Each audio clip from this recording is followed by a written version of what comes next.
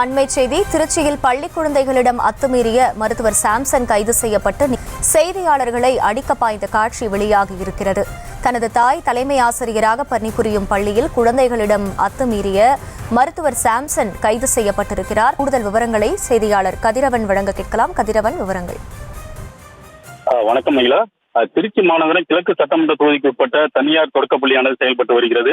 இந்த பள்ளியிலிருந்து 1ஆம் வகுப்பு முதல் 5ஆம் வகுப்பு வரை உள்ள அந்த பள்ளியில் பயிலும் குழந்தைகள் 40க்கும் மேற்பட்ட மாணவர்கள் விடுதியில் தங்கி பயின்று வருகின்றனர். அந்த தொடக்க பள்ளியின் தலைமை ஆசிரியர் கிரேஸ் சகாயராணி என்பவர் பணிபுரிந்து வருகிறார். இந்த நிலையில் கிரேஸ் சகாயராணியின் மகனான லால்குடி அடுத்து அன்பில் அரசு ஆரம்ப சுகாதார நிலையத்தில் மருத்துவராக பணிபுரிந்து வருகிறார். அடிக்கடி இவர் குழந்தைகள் தங்கியிருக்கும் விடுதிக்கு சென்று வந்துள்ளார். மருத்துவரான சாம்சன் அங்கு பயிலும் குழந்தைகளுக்கு மருத்துவ பரிசோதனை செய்வது என்று கூறி அந்த பள்ளி மாணவர்களிடம் பாலியல் சீண்டலில் ஈடுபட்டுள்ளார். ஆனால் இவர் தொடர்ந்து 6 மாதங்களாக அங்கு தங்கியுள்ள குழந்தைகளுக்கு பாலியல் துன்புறுத்தல் செய்துள்ளார்.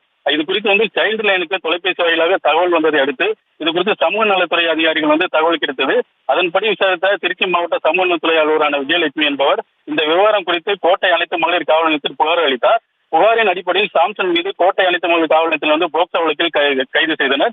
இந்த நிலையில் கைது செய்யப்பட்ட மருத்துவரை உடனே நீதிமன்றத்தில் ஆஜர்படுத்த வேண்டும், சிறையில் அடைக்க வேண்டும், ஏன் காலதாமதம் செய்கிறேன் என்று மருத்துவருக்கு துணை போகும் அவரது தாயாரையும் கைது செய்ய வேண்டும் என கூறி திருச்சி பாலக்கரை காவல் நிலையம் முன்பு இந்திய மாணவர் சங்கத்தினர் தொடர்ந்து போராட்டத்தில் ஈடுபட்டனர். காவல்துறை பேச்சுவார்த்தை நடத்தி அவர்களை நீதிமன்றத்துக்கு கொண்டு செல்வதற்காக வந்தனர். இந்த நிலையில் அந்த மருத்துவரான சாம்சன் மற்றும் அவரது தாயாரையும் திருச்சி அரசு தலைமை மருத்துவமனைக்கு அவருக்கு பரிசோதனைக்காக அழைத்து வந்தனர். அப்போது அதை வீடியோ எடுக்கும் பொழுது அவர் தகாத வார்த்தையில் பேசியும் செய்தியாளர் ஒரு அடிப்பதற்காக ஓடி வந்தார். உடனே காவல்துறை அவரை தடுத்து உள்ளே மருத்துவ பரிசோதனை கூட்டி சென்றனர்.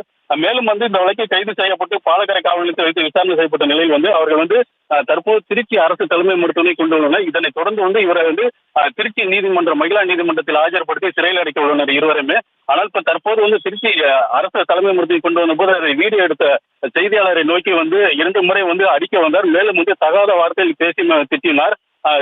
இந்த காட்சியான தற்போது ஒரு பரபரப்பை ஏற்படுத்தியுள்ளது. ஐயா, செய்திகளை உடனுக்குடனும் துல்லியமாகவும் தெரிந்து கொள்ள சப்ஸ்கிரைப் பண்ணுங்க.